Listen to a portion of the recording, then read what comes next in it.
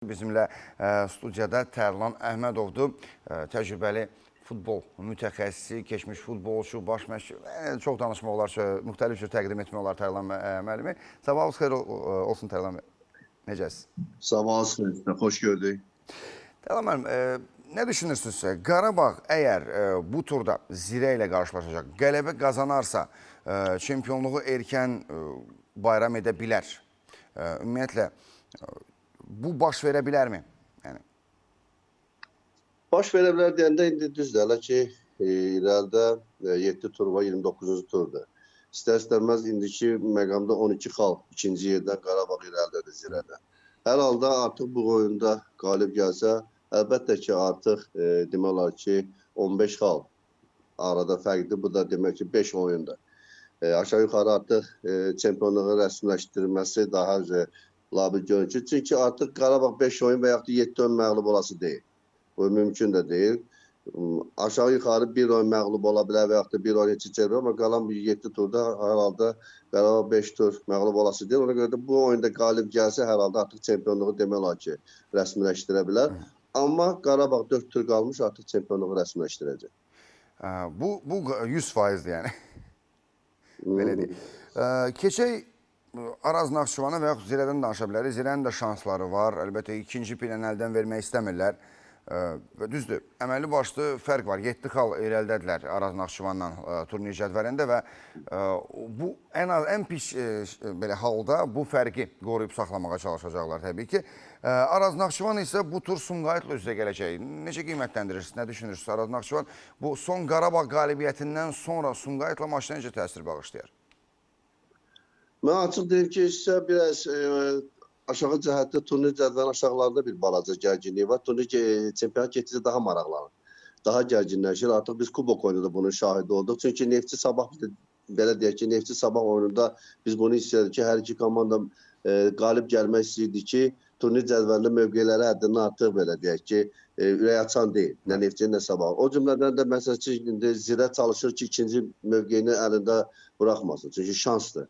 Çempionluğa o qədər nəzəri cəhətdən şansı olsa da, amma bir balaca praktiki cəhətdən bu mümkün görükmür. İkinci yerdə əldən vermək istəmir, çünki mükafat hər halda üçüncü yerdə daha yaxşı görür ki, ikinci yer. Araz Naxçıvan arasındakı 7 xal və yaxud da Turan Tovuzla Araz Naxçıvan arasındakı 7 xal. Yəni, hər demək olar ki, bu mövqedə gedən mübarizə ikinci, üçüncü və dördüncü yer uğruna mübarizə gedir. İndi bura hər halda Sabahın da demək olar ki, 7 xal Turan Tovuzdan geri qalır. İstər-istəməz turnir cədvəlində bir balaca demək olar ki, gərginlik alır bu mövqedə. Bir də sonda gərginlik alır. Əlbəttə ki, Araz Naxçıvan indi Qarabağ üzərində qələbədən sonra çalışacaq ki, istərsən Sumqayıt üzərində qalib gəlsin, daha da mövqeyini yaxşılaşdırsın.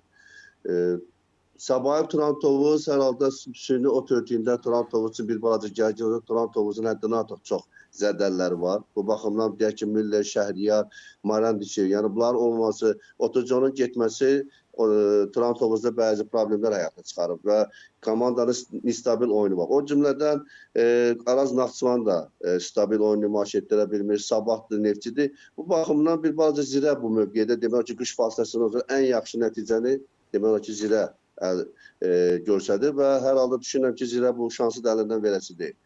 Araz Naxçıvanda da bəzi deyək ki, Santosun və Maçadon olmaması komandada demək ki, qış fasiləsindən sonra uğursuzluq, yəni qeyri-stabil oyun nümayiş etdirməsi və çoxlu xallar itirirlər. Və bu baxımdan da komanda ikinci mövqeyini itirərək üçüncü yerə düşdü.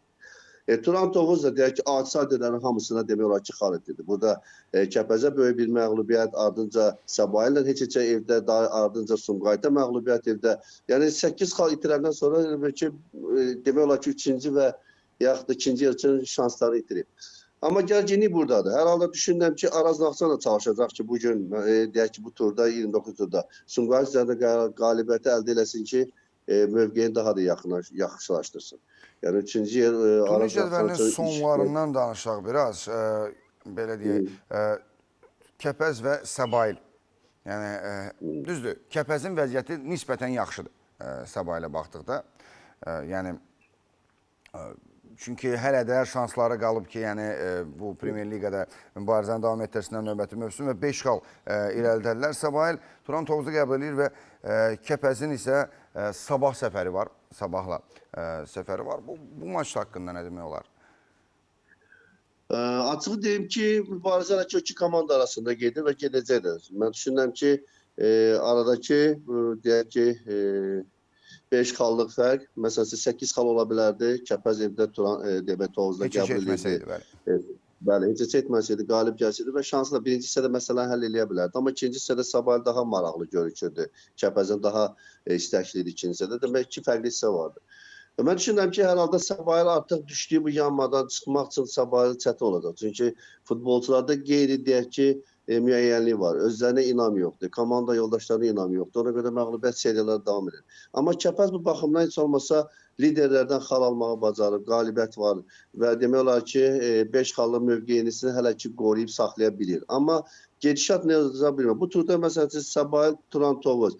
Hər halda Sabahil bu oyunda qalib gəlsə və ya xal götürsə hər halda deyək ki, bir balaca mövqeyini yaxşılaşdıra bilər. Kəpəz Sabah oyununda məsələn Sabah evdə qəbul edir. Düşünürəm ki, 4-cü yerə şansı var. Hər halda çalışacaq ki, bu qalibiyyətdən Kəpəz üzərində geçsin və demək olar ki, artıq getdikcə bu 7 turda bəzi məqamlar demək 4-cü, 5-ci yerdə ola bilər ki, dəyişiklik olsun. Şamaxı Neftçi arasındakı o bir xallıq fərqi var, orada dəyişiklik olsun turnir cədvəlində və bir də gedişatda ola bilər ki, Sabahil Kəpəzə yaxınlaşsın, amma hər halda mən düşünürəm ki, Kəpəz artıq özünü demək olar ki, bir baca rahat hiss edir.